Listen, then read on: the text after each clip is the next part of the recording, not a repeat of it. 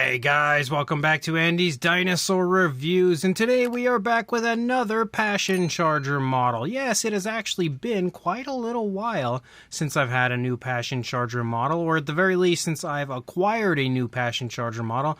I did review their Megatherium not too long ago, but I actually had that model for quite some time. I just hadn't put the review up and finished the model or anything until fairly recently, but this time we've got ourselves yet another incredible prehistoric mammal, which is super exciting because I love the fact that Passion Charger kind of goes back and forth. He'll release like dinosaurs and he'll also release prehistoric mammals as well. But as I said, this time we've got an incredible Megatherium. Now, as you can see, the model is really nice looking. Basically, what we've got here is our Megatherium, and it's kind of standing in a nice sort of like a forested kind of setting, I think, or maybe even like in an open sort of a clearing of some kind with a tree that's mostly, it would look like, is deceased, and it's kind of leaning up there, maybe giving the tree a lick. As you can see, the tongue is extended there. Obviously, it looks as though our Megatherium is looking for some food. I actually considered maybe putting a leaf up there or something so that it looks like it's trying to grab a leaf off of the tree, which is just an idea that I have floating around in my brain, but it does look really cool. Again, Passion Charger continuously produces some of the most amazing models, and their models always just have so much life to them. They almost always like portray some sort of a scene, and in my opinion are always some of the most impressive prehistoric models that you'll find anywhere, and this is definitely no exception. So as always, let's go ahead and jump straight to a closer look at it, and we'll check it out from there. Now, if you are unfamiliar with Passion Charger, basically Passion Charger creates incredible resin models, which are model kits that you would have to build and assemble and paint and everything yourself. So obviously the model is unpainted currently. It is built, the seams are filled, but the model isn't actually painted quite yet. So of course I will paint the model before the review is over, so we can get a look at the model as a whole, again, as far as the finished product goes. But if you get nice and close, you can get a really good idea of what the head sculpt looks like. I think it looks really good. You can see the eyes are sculpted out, the ears as well. Lots of really nice scruffy fur in the face of our Megatherium here. Now, as I mentioned, our Megatherium has the tongue extended. It's currently licking the branch that is above it, again, maybe looking for some food of some kind. So you can very much so see the tongue here extended out of the mouth. Some pink paint has been applied to this. It actually arrived to me like this, so I'll be touching it up, of course, as I finish the model. But you can see the nostrils sculpted out very nicely. Again, the eye on this side, and the very nice, very impressive sculpting of the fur of the Megatherium. Like, you've got lots of really nice, very fine detail, very nice wavy fur that I'm really excited to bring out with a fresh coat of paint. Over here you can see the hand of our Megatherium. As you move down, you can also see, again, some more really nice fur detail, kind of finer fur, but as you lead down off of the arm, you can really see how shaggy and impressive the sheer amount of fur is that we have on the animal. You can also see some nice muscle definition, like right there you can really see the musculature of that arm. And if we take a look here again from the other side, you can get a good idea of what it all looks like from the opposite side. Again, the fingers are sculpted beautifully. The nails all look really good, have a genuine sharp look on them, exactly as I would expect them to look like. And again, the incredible amount of fur here leading off of that arm. As you move down here, you can also make out the shoulder blade of our Megatherium. Continuing to move down, you can see the fur here on the back is, on top of being incredibly impressive, again, much finer than you see in some other areas, but you can see so much waviness, so much difference to the fur as you move through the course of the entire model. Like, it is incredibly impressive how much time must have been spent on the sculpting and fine detail of this Megatherium. And you know, that's pretty much the same case as it always is for Passion Charger, but it still just blows my mind every time I see a new model from them. If you actually go completely around, you can see a little bit of fur here hanging off of the chest before you move down into our big pot belly of our Megatherium, which also looks extremely impressive as you lead down. You can also see again some more fur here hanging off, and you can see it actually extending out away from the body as well. Then you lead down here into the right leg. You've got again tons of really impressive shaggy fur leading down, kind of hanging off of the back of the leg, and then you move down into the foot sculpt. Again, the nails look really good, and there is even some really nice fine detail within the nails, like nice cracks and crevices, which may not be super visible right now because it's such a light, kind of brighter tone of color, but once I get some paintwork on it, I think it should be a little bit more obvious. As you lead out into the tail, again, you've got a nice curve. The tail kind of curves away from us, and we've got all kinds of shaggy fur leading off of the tail as well. And if we turn the Megatherium around and take a look at it from the other side, you can see again the head sculpt is much more visible over here, though once it's applied to the base, it's kind of obscured a little bit because of the tree branch, but it's pretty cool because the model stands really, really nicely on the base, which means that we don't have to glue this one on. We can remove it whenever we want to get a good look at the model itself, and it actually stands completely freely on its own even without the base, so that shows you that the model as a whole has very nice balance.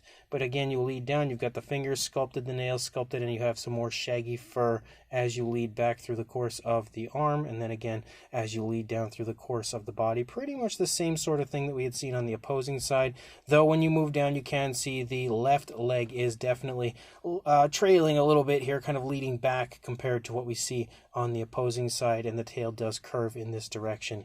But as a whole, this is easily one of the absolute most incredible models of this species that I've ever seen. And then again, we've got ourselves a really nice base. As you can see, we've got all sorts of like earthy detail down here, and you've got tons of stones and stuff.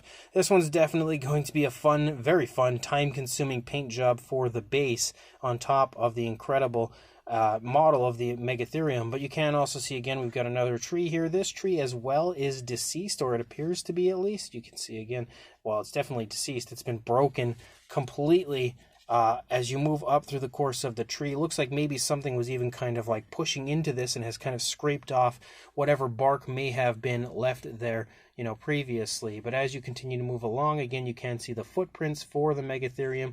You can also see again more when it comes to like rocks and stones, as well as very, very small, again, dead trees and stuff, logs and everything as you move through, all very nicely sculpted. And then we have the very large dead tree over here as you lead up. You can see a nice waviness to the tree as well as you lead up closer to the branches. And then once you reach the top here, you can again see we've got tons of branches here leading out, just showing an incredible scene. This one is going to be really fun to paint and also just in general to display, because there's just so much going on with this, and is going to be a really nice visual of a Megatherium in kind of like a, I guess, kind of dead area, just looking for some food, maybe out of desperation. Maybe he's just wandered over here to the wrong area and has found himself next to some dead trees rather than some lively ones. But again, the base is absolutely epic, just like the model is, but this is the point where we are going to get some paint work on it, and we'll check it out once it's finished. So we have it painted up and finished, and here is my fully painted Megatherium, and I must say I am extremely happy with this one because the sculpt on this is awesome. Just like, look at how good the detail looks when you actually get some paint work on it. That detail just jumps off of the sculpt. It is so nice. Again, the fur detail is so crazy impressive. I can't even imagine how long it must have taken Passion Charger to sculpt this one out. When it comes to a Megatherium, I would say it's honestly a masterpiece. It is that incredibly impressive. You can see even the underside of the belly looks so nice once there's some paint work added to it. As you lead up, you can see the undersides here of the hands and everything. And there was a nail that was broken on mine, so I gave it a little bit, that's hard to focus, a little bit of blood kind of right there to sort of resemble like a broken nail, and I think that just adds a little bit of extra kind of realism to the model as a whole. And then you lead up and you can see how nice the face looks and everything, and of course we have the tongue sticking out there for the Megatherium, and everything just, once you add some paintwork to it, it comes to life in the absolute best way possible. And I tried to sort of take some inspiration from modern day sloths to try to give us like you know, a paint scheme that looks like it would be the coloration potentially of this animal. And I'm pretty happy with the way it turned out. I feel like it does look fairly similar to modern day sloths, so there's a good chance that this could have been the type of coloration that we would have found on the Megatherium. And then, of course, we have the base. And as you can see, the base is now again painted up and shows off just how absolutely gorgeous the base is. There's just so much going on here, so much really nice texturing, like earthy texturing to the base. You have tons and tons of little pebbles and rocks and stones and stuff that you get to paint and everything. I also added a little bit of flowers over here just to give it a little extra snazz, and then you can see that we've got a broken tree over here, again some more over here. I also tried to apply some greens here and there just to sort of give it maybe kind of like a little bit of a mossy kind of look. And you'll see the same thing as we move up through the course of the tree. Again, I also kind of added some greens here and there and a little variation of color to the tree itself. And also, once you move up into the upper part here, the branches of the tree, I tried to add just a few leaves to the scene to sort of give it the look of like a few leaves up in the tree, and that would be why our Megatherium is kind of reaching up, trying to get itself something there off of the tree to eat, as we do have a few leaves poking out here and there. But again, that is an absolutely amazing base to go with an incredible Megatherium. And there is our Megatherium scene now fully put together. We've got our Megatherium on the base, and you can see I tried to perfectly match up that one leaf right there to where the tongue of the Megatherium is extending out and kind of touching it, so it's like he's trying to grab it off of the branch right there, which, I just felt would be just the perfect addition to the model as a whole. But again, when you look at it from afar, you could just see how incredible this entire thing is. Far and away the best Megatherium I have in my collection. No doubt about that. As far as the size goes, I think we would probably have to take our Megatherium back off the base here. Move the base out of the way to get an accurate measurement on the Megatherium. So for a height to the top of the hand, I would say, which would be the highest point, about 6 inches or a little over 15 centimeters, maybe heading toward 15 and a half, but not really there. We don't have much in the way of a length or anything that we could get for the Megatherium, so I think a height would probably be, I would think, the best measurement we could get for this one. And then as far as a height goes for the base, the top would be the tree, a little under 9¼ inches. You can't even see it, it's so high, or around 23½ centimeters. For a size comparison, there is Mr. Papo T-Rex, the Attack Pack Colovosaurus, Robert Muldoon, and the Collect A Human Being next to our Passion Charger Megatherium. And you can see, even though it's not, massive by any means, at 1/35th scale, it does still sport a very nice size. And I believe this is one of those models where you could order it in 1/20th scale, if I remember correctly. I think that's the other scale that he was offering it in, something around that size range. But honestly, 1/35th scale is perfect for this model in my opinion. And then when it comes to Megatherium models, there aren't really near as many as you might expect there to be. Honestly, the only ones that I can really think of would be a Kyoto version that I have in my collection, a Safari LTD version, but I'm not really sure where that is. I think mine is in storage. I did try to briefly look for it, but I can't seem to find it.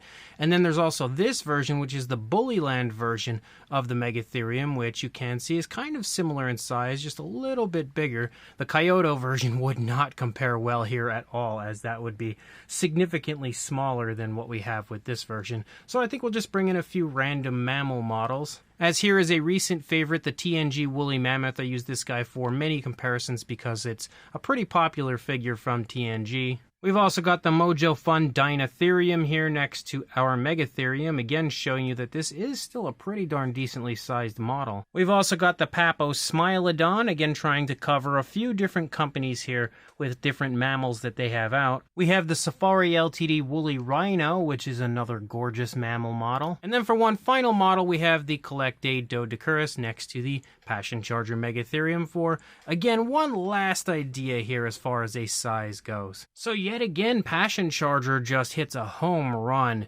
especially when it comes to their prehistoric mammals. Like, they always impress me with their prehistoric mammals. I have a few now in my collection, and every single one, honestly, is nothing short of a masterpiece. And the same can be said for this Megatherium, and in fact, this Megatherium may be their best model yet, if you ask me. I just think it overall looks incredible when it comes to the general appearance, the scene taking place, the fine detail, everything about this. It's such a well-rounded model. First of all, the Megatherium itself is extremely well done when it comes to the sculpt and detail, especially when you look at the fur. There is just so much detail in the fur of the Megatherium. It is crazy impressive how realistic the fur looks. Again, it's just so wavy and kind of erratic, exactly as I would expect it to look on a creature like this. On top of that, again, the overall appearance, in my opinion, as far as what I know when it comes to a Megatherium, I would say it's spot on. We have a really nice base. Again, the base just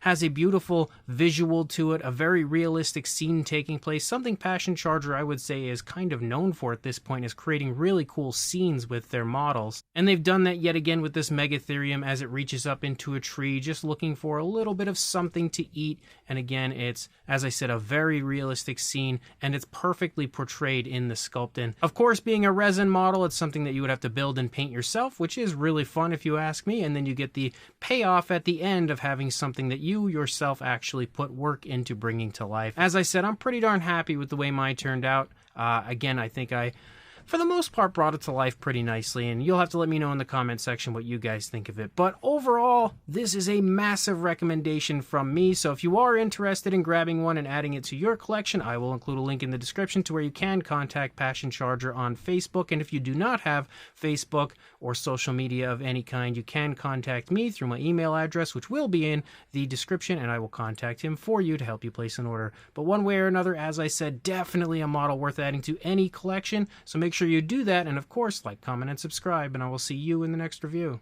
Thanks for watching.